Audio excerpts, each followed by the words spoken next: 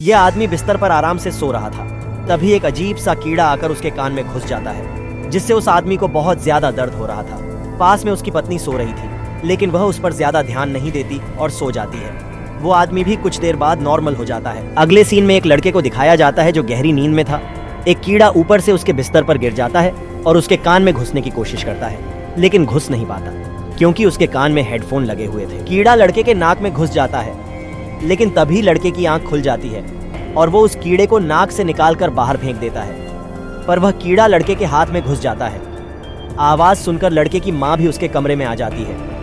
वह अपनी माँ से कहता है कि उसके अंदर कीड़ा घुस गया है, लेकिन उसकी माँ को उसकी बात पर विश्वास नहीं होता और वह उसे कहती है कि तुमने कोई बुरा सपना देखा होगा और तुम डर गए। अगली सुबह लड़का नाश्ते के लिए बैठता है। उसे अपने हाथ में कुछ अजीब सा महसूस हो रहा था। उसके हाथ की उंगली अपने आप हिल रही थी, लेकिन वह इस पर ध्यान नहीं देता और नाश्ता करने लगता है। फिर उस पहले वाले आदमी को दिखाया जाता है जो शीशे के सामने खड़ा था।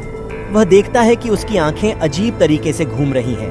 वह बिना कुछ बोले अपनी पत्नी के पास जाता है और उसके पास जाकर खड़ा हो जाता है। तभी उस आदमी का चेहरा अजीब तरीके से खुल जाता है और उसमें से एक क्रिएचर का मुंह बाहर निकलता है और वह अपनी पत्नी का सर खा जाता है, जैसे वह कोई लॉलीपॉप हो।